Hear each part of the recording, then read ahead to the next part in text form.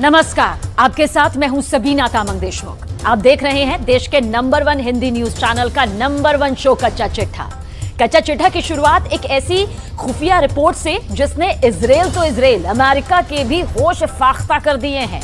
Report भी किसी और ने नहीं, अमेरिका की एक बहुत ही बड़ी एजेंसी ने दी।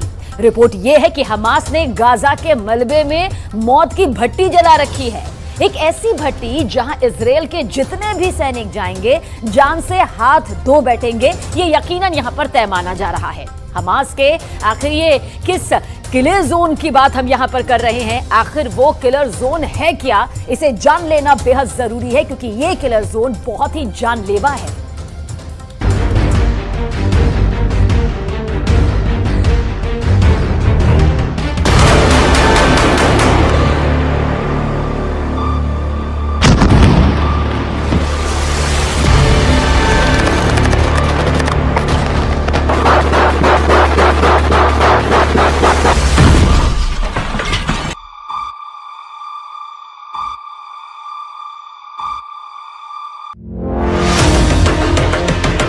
गाजा में घुसे इजराइल के कमांडो किसके निशाने पर हैं? इनके एक एक मूवमेंट पर उनकी नजर है।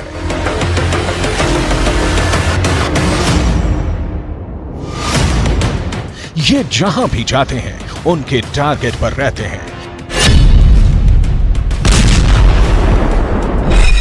ये यहां जो कुछ करते हैं उनकी मर्जी से करते हैं। दिन के 24 घंटे, घंटे के 60 मिनट और मिनट के 60 सेकंड ये उनके निशाने पर हैं।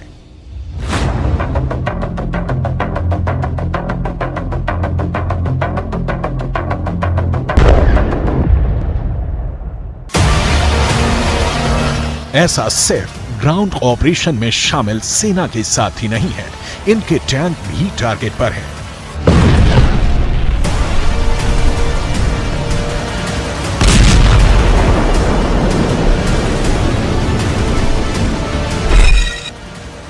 गाजा में घुसे एक एक टैंक की हलचल उनके इशारे पर हो रही है। ये इजराइल के दोस्त नहीं, उनके जानी दुश्मन हैं। अब सवाल है कि अगर ये दुश्मन है तो गोली क्यों नहीं चला रहे हैं? इनको मौत के घाट क्यों नहीं उतार रहे? आखिर इनको अपने इलाके में और अंदर तक क्यों आने दे रहे हैं? जवाब है, हमास ने गाजा में मौत का जाल बिछा रखा है। ये जाल हवाई हमले में बर्बाद हुई इमारतों के मलबे में बनाया गया है। दावा है कि इस मलबे में ही हमास ने इजराइल के सैनिकों के लिए किल जोन बना रखा है। किल जोन भी ऐसा पहले कभी नहीं देखा जैसा, एक ऐसा किल जोन जहां जो आएगा मारा जाएगा। दावा है कि इस जाल की तरफ बढ़ते इजरायली सैनिकों के एक एक कदम मौत के और करीब ला रहे हैं, क्योंकि इस किल जोन में हमास ने सैकड़ों स्नाइपर छिपा रखे हैं।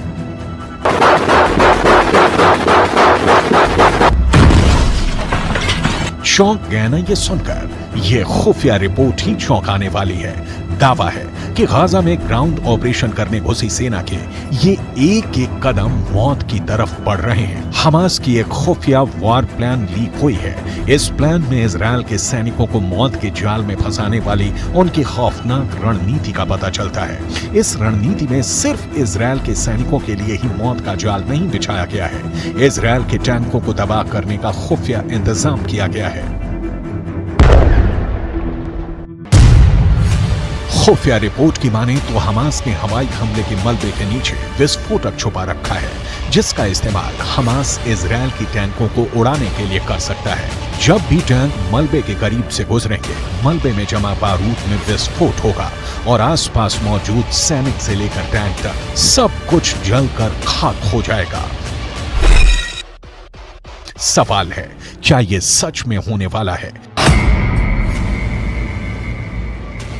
अगर होने वाला है तो कब होने वाला है? कैसे होने वाला है? अमेरिकन एंटरप्राइज इंस्टीट्यूट के विश्लेषकों की माने तो इजरायल के हवाई हमले ही उनकी जान के दुश्मन बनने वाले हैं। इजरायल गाजा में जहां जहां भी बम गिरा रहा है वहां हमास मौत का कुआं खोद रहा है। इजरायल जिस भी इमारत को तबाह कर रहा है उसे हमास किल जोन में बदलता जा रहा है। एक ऐसा किल जोन जहां कदम रखते ही इजरायली सैनिकों को कोई भी नहीं बचा पाएगा। अमेरिकन एंटरप्राइज इंस्टीट्यूट की रिपोर्ट बताती है कि आईडीएफ के सैनिकों पर हमला करने से पहले हमास छुपने के लिए भूमिगत सुरंगों के साथ साथ मलबे के ढेर का इस्तेमाल कर सकता है। अमेरिकन एंटरप्राइज इंस्टीट्यूट के विशेषज्ञों ने चेतावनी दी है कि जमीन पर मौजूद इजरायली सैनिकों को हमास अपने किल जोन में खींच रहा है। अमेरिकन एंटरप्राइज इंस्टीट्यूट की रिपोर्ट बताती है कि आईडीएफ के सैनिकों पर हमला करने से पहले हमास छुपने के लिए भूमिगत सुरंगों के साथ साथ मलबे के ढेर का इस्तेमाल कर सकता है। अमेरिकन एंटरप्राइज इंस्टीट्यूट के विशेषज्ञों ने चेतावनी दी है कि जमीन पर मौजूद इजरायली सैनिकों को हमास अपने किल जोन में खींच रहा है। अमेरिकन एंटरप्राइज इंस्टीट्यूट के विश्लेषकों ने दावा किया है कि गाजा में बिखरा पड़ा इमारतों का मलबा हमास के स्नाइपरों के लिए एक अभेद कवर देने वाला है, जिसका इस्तेमाल कर हमास के स्नाइपर इजरायल के सैनिकों के लिए काल बन सकते हैं। अमेरिकन एंटरप्राइज इंस्टीट्यूट की रिपोर्ट की माने तो गाजा में बिखरा मलबा इजरायल की ग्राउंड ऑपरेशन वाले मिशन को कमजोर कर सकता है, क्योंकि हमास के स्नाइपरों के मलबे में छिपे होने के चलते इजरायली सैनिकों के लिए जमीन पर नेविगेट करना मुश्किल हो जाएगा और ये हमास के लिए फायदेमंद साबित होगा, क्योंकि हमास ने गाजा में एक नहीं सैकड़ों किल जोन बना रखे हैं, जिसकी झलक इस सैटेलाइट तस्वीर में दिख जाती है।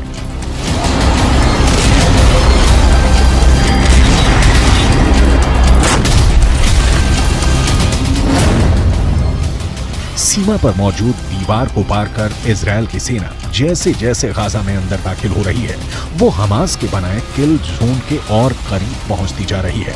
सैटेलाइट तस्वीर में पीले रंग के जो तीर के निशान बने हैं वो इजरायल के सैनिकों के गाजा में दाखिल होने वाले रास्ते हैं, लेकिन अमेरिकन एंटरप्राइज इंस्टीट्यूट की रिपोर्ट की माने तो ये रास्ते इजरायल के सैनिकों को हमास के किल जोन की तरफ ले जा रहे हैं।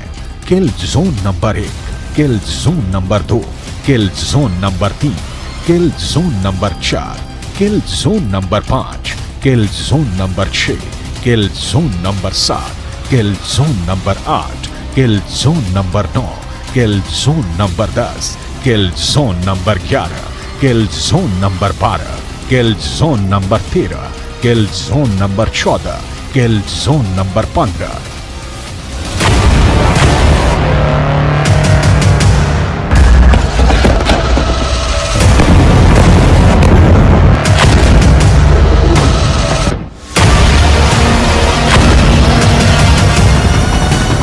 इजरायल ने दावा किया है कि पिछले 24 घंटे में इजरायल ने हमास के 450 ठिकानों पर लड़ाकू विमानों से हमला किया है। ऐसे में अगर अमेरिकन एंटरप्राइज इंस्टीट्यूट की रिपोर्ट की माने तो इजरायल ने पिछले 24 घंटे में ही हमास को 450 किल जोन बनाने का मौका दे दिया है। गाजा के नक्शे में आप देखेंगे उत्तरी इलाका जहां इस वक्त इजरायल की सेना मौजूद है। उसने उत्तरी छोर से आगे बढ़ते हुए कई किलोमीटर दक्षिण तक ऑपरेशन चलाया हुआ है। वहीं इजरायल की सेना ने दूसरा मोर्चा उत्तरी छोर से 10 किलोमीटर नीचे खोला और यहां से उसकी सेना गाजा को चीरते हुए भूमध्य सागर तक पहुंच गए। यानी अब उत्तरी गाजा दक्षिणी गाजा से पूरी तरह से कट चुका है।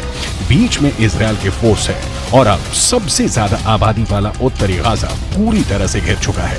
यहीं पर गाजा के बड़े अस्पताल हैं, जैसे अल शिफा अस्पताल, अल कुद्स अस्पताल और एक इंडोनेशियाई हॉस्पिटल भी है। ये वो जगह है जहां पर हजारों लोगों ने आसरा लिया हुआ है। यानी अमेरिकन एंटरप्राइज इंस्टीट्यूट के विश्लेषकों के मुताबिक गाजा की धरती पर बिखरे मलबे में हमास की सेना जमी हुई है।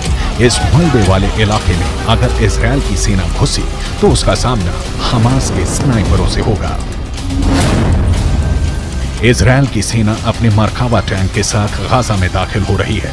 इजरायल का मरकावा दुनिया के सबसे सीक्रेट टैंक के रूप में पहचाना जाता है, जिस टैंक के खिलाफ अचूक माने जाने वाली मिसाइल भी नाकाम हो जाती है, लेकिन गाजा का दावा है कि वो इन टैंकों को भी फोड़ सकता है। हमास की इस तैयारी को देखिए। ये तैयारी गाजा में स्ट्रीट फाइट के लिए हो रही है। इजराइल की फौज जब गाजा के बीचों बीच पहुंचने की कोशिश करेगी तो उसके सामने इस तरह का चैलेंज होगा। गाजा में हमास के लड़ाके मुकाबला करने को तैयार मिलेंगे। हमास के स्नाइपरों का सबसे बड़ा मददगार हमास के हथियार बनने वाले हैं। उसका गोरिल्ला युद्ध कौशल रहने वाला है।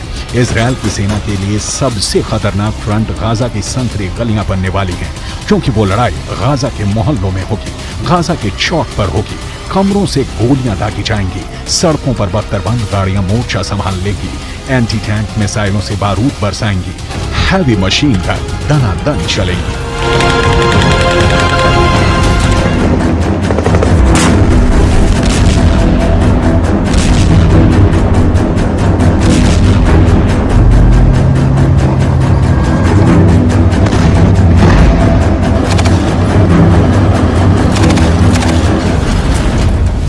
सबसे असरदार हथियार हमास के पास एंटी टैंक मिसाइल है।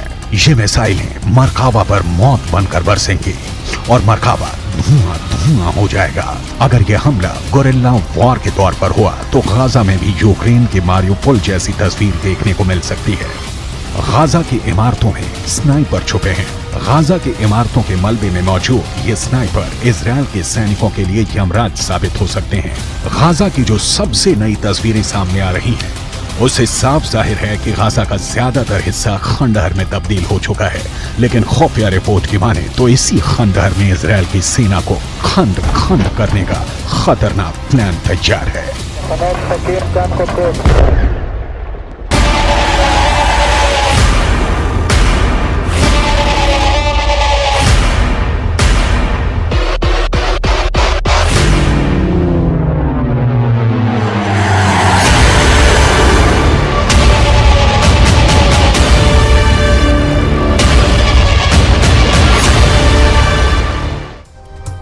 हमास के किलर गाजा में चप्पे चप्पे पर फैल गए और अब हिजबुल्लाह को लेकर जो रिपोर्ट सामने आई है उसे नेतन्याहू को बेहद परेशान कर दिया।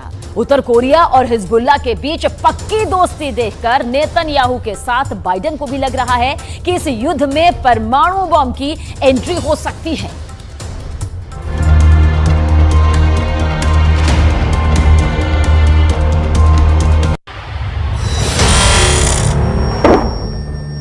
हिजबुल्लाह का सबसे नया वीडियो।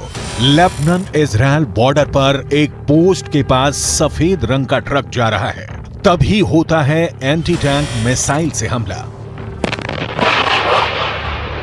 इस हमले में ट्रक पूरी तरह जलने लगता है।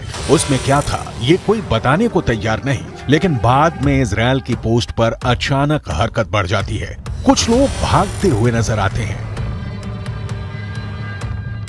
हिजबुल्लाह के इस पिन पॉइंट अटैक ने इजराइल में बहुत बेचैनी पैदा कर दी है।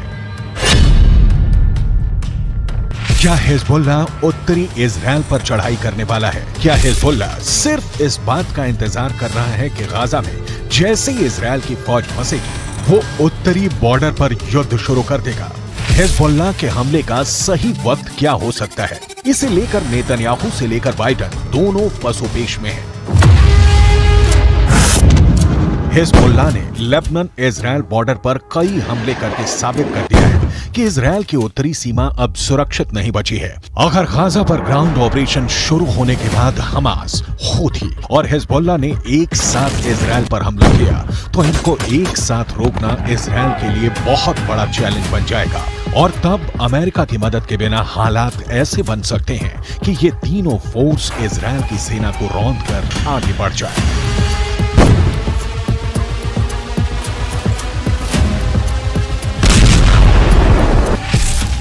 गाजा में हमास के लड़ाकों की तादाद 40 से 50 हजार के करीब है। उत्तर की तरफ लेबनान में मिलिशिया हिजबुल्लाह की तादाद 1 लाख से ज्यादा है। इनके सामने इजराइल में एक्टिव और रिजर्व फोर्स मिलाकर 6 लाख से ज्यादा सैनिक हैं। ये आंकड़े बताते हैं कि इजराइल के पास 4 गुना ताकत है। القلق من إمكانية أن تذهب هذه الجبهة إلى تصعيد إضافي أو إلى حرب كاملة، أو القلق من أن تتدحرج هذه الجبهة إلى حرب واسعة، وهذا احتمال واقعي ويمكن أن يحصل، وعلى العدو أن يحسب له كل حساب. इस बीच बड़ी रिपोर्ट ये है कि इराक के मिलिशिया हश्द अल शाबी ने अमेरिका के सैन्य अड्डों पर ड्रोन के बाद मिसाइल से हमले शुरू कर दिए हैं। इन हमलों में सबसे खतरनाक मिसाइल का नाम है अल अक्सा 1। अल अक्सा 1 ईरान की फतेह 110 का ही एक नया वर्जन बताया जा रहा है, या कहें कि ईरान ने यह मिसाइल इराकी हिजबुल्लाह हश्द अल शाबी को सप्लाई की और उसने इसका नाम बदलकर अल अक्सा 1 कर दिया। ये ऐसी मिसाइल है जो हिजबुल्लाह के पास पहले से है। ये एक टैक्टिकल मिसाइल है जो छोटा परमाणु बम भी दाग सकती है। The barbarism is led by an axis of terror. The axis of terror is led by Iran. It includes Hezbollah, Hamas, Houthis, and their other minions. They seek to bring the Middle East and the world back to a dark age. They seek to torpedo, to derail any progress towards peace and the progress and the promise that we had in our budding peace treaties with our Arab neighbors. इसीलिए इस ballistic missile को लेकर अब सबसे बड़ा सवाल पूछा जा रहा है कि क्या हिजबुल्लाह के पास टैक्टिकल हमले के लिए परमाणु बम भी हो सकता है, ऐसा परमाणु बम जिससे कम दायरे में बड़ी तबाही मचाई जा सके। क्या हिजबुल्लाह के चीफ हसन नसरल्लाह ने यह परमाणु सीक्रेट अभी तक छुपा कर रखा हुआ है? 2006 में अमेरिकी कांग्रेस को दी गई एक रिपोर्ट में कहा गया था कि लेबनान के मिलिशिया हिजबुल्लाह के उत्तर कोरिया से गहरे संबंध हैं। उत्तर कोरिया हिजबुल्लाह को हथियार भी देता रहा है। इसमें रॉकेट और मिसाइल से लेकर बम और गोले भी हैं। उत्तर कोरिया के लीडर किम जोंग उन को हिजबुल्लाह का बहुत बड़ा फैन कहा जाता है। उत्तर कोरिया ने फिलिस्तीन का भी हमेशा समर्थन किया है और अब दक्षिण कोरिया से ऐसी रिपोर्ट आ रही है कि जो रॉकेट हमास और हिजबुल्लाह इस्तेमाल कर रहे हैं उन पर मेड इन उत्तर कोरिया वाली छाप लगी हुई है। इनका लॉन्चिंग सिस्टम 2014 में ही उत्तर कोरिया से सप्लाई किया गया था। ऐसे रॉकेट हमास को भी मिले, हिजबुल्लाह को भी दिए गए। इसमें 122 मिलीमीटर का कात्यूशा रॉकेट भी है, जिससे हिजबुल्लाह ने उत्तरी इजराइल पर हमले तेज किए हैं। सवाल है, हिजबुल्लाह और किम जोंग उन का याराना डेंजर मार्क के ऊपर जा चुका है और क्या इसमें कोई परमाणु सीक्रेट भी छुपा हुआ है?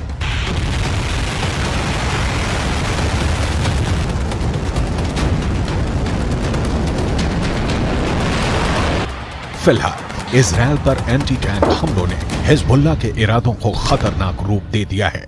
इजराइल हिजबुल्लाह के हथियारों को लेकर डरा हुआ है क्योंकि उसने अब तक जो एक्शन दिखाया है उसमें इजराइल की कई बड़ी पोस्ट के चीथड़े उड़ चुके हैं।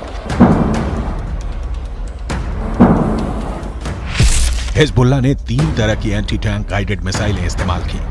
ये है कॉर्नेट, इसकी रेंज 5 किलोमीटर तक है। ये रूस की मिसाइल है, लेकिन अब ईरान इसका देसी वर्जन देहलाविया तैयार कर चुका है और ऐसी बहुत सी मिसाइल अब हिजबुल्लाह के पास हैं। दूसरी है BGM-71 टो anti tank guided missile, range है 3.5 किलोमीटर। ये अमेरिका में बनी मिसाइल है, लेकिन अब इसकी नकल ईरान तैयार कर रहा है और उसने हिजबुल्लाह को सप्लाई की है। तीसरी है 85 कॉन्कोर्स, रेंज 4 किलोमीटर। ये भी रूस ने बनाई है और अब ईरान में ये दोसान नाम से तैयार की जाती है। इजरायल ने सीरिया से खतरे को देखते हुए गोलान पहाड़ियों में भी टैंक पहुंचा दिया है। ये हिस्सा पहले सीरिया का हिस्सा था, लेकिन 1967 के युद्ध में सीरिया से इजरायल ने इस हिस्से को अपने कब्जे में ले लिया। लेबनान, सीरिया और इजराइल के ट्राई जंक्शन वाले इलाके में हिजबुल्लाह का पूरा कंट्रोल है। इजराइल पर वार करने के लिए उसको जो मिसाइल मिली है वो उसे ईरान से सप्लाई की जाती रही है और ऐसी मिसाइलों का हिजबुल्लाह के पास बहुत बड़ा जखीरा है। तीनों मिसाइल बहुत ही घातक है, लेकिन अब एक बड़ी मिसाइल का नाम सामने आ रहा है, वो है फतेह 110। इस मिसाइल से नेतन्याहू को डर लग रहा है, तो उसकी बहुत बड़ी वजह है ईरान की ये मिसाइल 300 किलोमीटर तक हमला कर सकती है और ये अपने टारगेट के 3 मीटर के दायरे में गिरती है। एक बैलिस्टिक मिसाइल का इतना सटीक होना बहुत बड़ी बात है और यही बात इजराइल को परेशान कर रही है। फतेह 110 की 2 और खास बातें हैं जिसकी वजह से इसे रोकने में इजराइल को बहुत मुश्किल आ सकती है। ये सॉलिड फ्यूल वाली मिसाइल है, ये कम वक्त में लॉन्च के लिए तैयार की जा सकती है और ये रोड मोबाइल है, यानी इसे कहीं से भी लॉन्च किया जा सकता है और फिर अपना ठिकाना बदलना बहुत आसान है। ما يجري على جبهتنا مهم جدا ومؤثر جدا. قد يبدو للبعض الذي يتوقع أو يطالب أن يدخل حزب الله سريعا في حرب شاملة وكاملة مع العدو، قد يبدو ما يجري على الحدود متواضع. इजराइल के लिए इससे भी बड़ा खौफ क्या है वो बहुत ध्यान से समझिएगा। बाइडेन से लेकर नेतन्याहू को भी पता है कि फतेह 110 मिसाइल को रोकना बहुत मुश्किल है, क्योंकि अमेरिका भी इस मिसाइल को रोकने में पूरी तरह फेल रहा है। अमेरिका को हमले की जानकारी तो मिल गई थी, इसीलिए उसके सैनिक आसपास अंडरग्राउंड हो गए थे। तब ईरान ने फतेह मिसाइल का ही एक पुराना वर्जन इस्तेमाल किया था और अमेरिका के एयर डिफेंस सिस्टम इस मिसाइल को रोकने में नाकाम रहे थे। ईरान ने ऐसी करीब 20 मिसाइलें दागी थी। ये जहां गिरी वहां ऐसे ऐसे गड्ढे बने और 100 से ज्यादा अमेरिकी सैनिकों को धमाकों से गहरा सदमा पहुंचा था। देखा जाए तो इस वक्त पूरे पश्चिम एशिया में युद्ध की चिंगारी पहुंच चुकी है। इजराइल से लेकर गाजा तक, गाजा से निकली आग लेबनान तक पहुंच चुकी है। चिंगारी सीरिया और ईरान में भी नजर आ रही है और अब उत्तर कोरिया से मिले हथियार बड़ा खतरा बनते दिखाई दे रहे हैं। If they go strong, if they're not defeated, they will derail this process. They will imperil the entire Middle East. If the Middle East falls to the axis of terror, Europe will be next, and no one will be safe. This is not a local battle. This is a global battle. The paramount need is to defeat this axis. That battle is now being waged by us against Hamas in Gaza. There is no substitute for victory.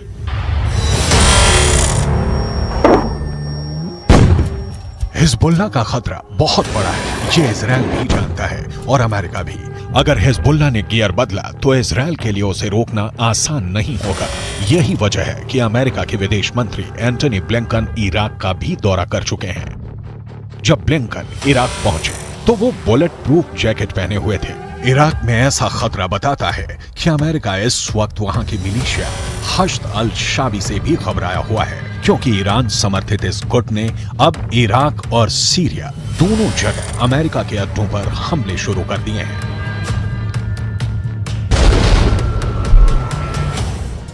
जब Hezbollah और Hamas का double खतरा खड़ा हो गया है तो Biden ने एक बहुत ही खतरनाक बम इजराइल भेजने का फैसला कर लिया। इस बम को दुनिया बालाकोट वाले बम के नाम से भी जानती है। अब इसे गाजा का नया बवंडर भी कहा जा रहा है। क्यों? जरूर देखिए कच्चा चिट्ठा के जरिए।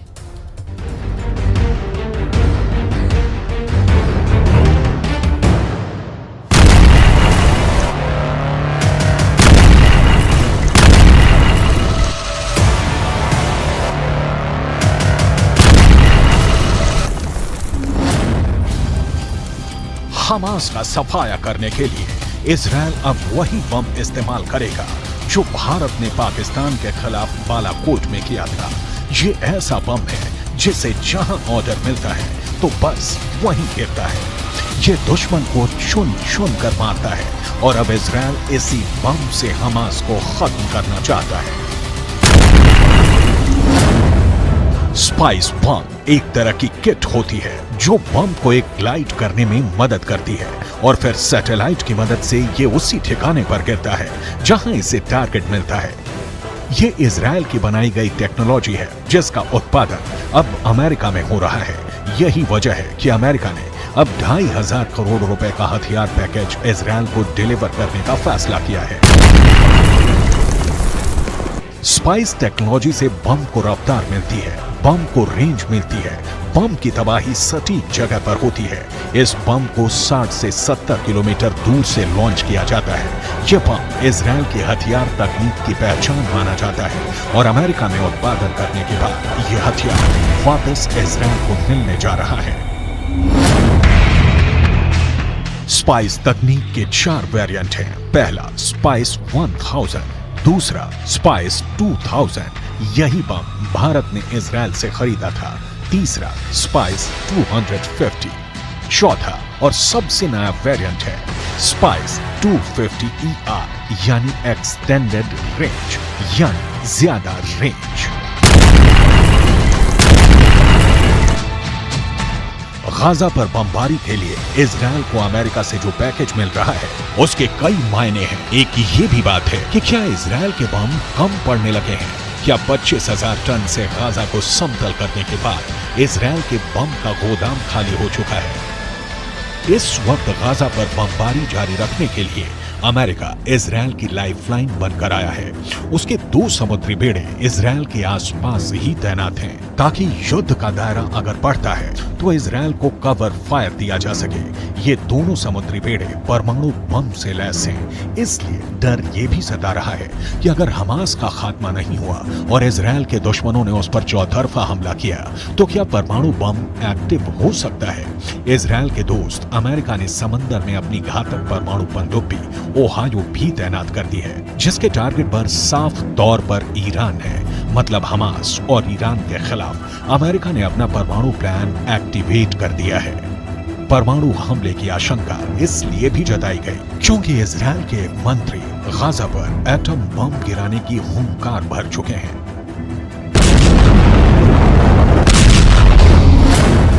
अब रूस ने भी परमाणु बम की नुमाइश करके अपनी नीयत साफ कर दी है, जिसके बाद अमेरिका घबराया हुआ है। बाइडेन ने अपने नए परमाणु बम पर काम करना शुरू कर दिया है। अमेरिका ने नया परमाणु बम बनाने का ऐलान किया है। अमेरिका का ये नया न्यूक्लियर ग्रेविटी बम होगा। अमेरिका के नए परमाणु बम का नाम B6113 होगा। नागासाकी पर गिराए बम से 14 गुना बड़ा होगा ये बम। अमेरिकी रक्षा विभाग ने ऐलान किया है कि वो B61 परमाणु ग्रेविटी बम के मॉडर्न वर्जन B6113 पर काम शुरू करने जा रहा है। अमेरिका का ये नया परमाणु बम कितना ताकतवर होगा? सवाल है कि क्या अमेरिका रूस के जार बम से भी बड़ा और अधिक शक्तिशाली परमाणु बम बना सकता है? क्योंकि विदेशी मीडिया की माने तो पुतिन ने जार बम की ये प्रदर्शनी अमेरिका को चिढ़ाने के लिए ही रखी है।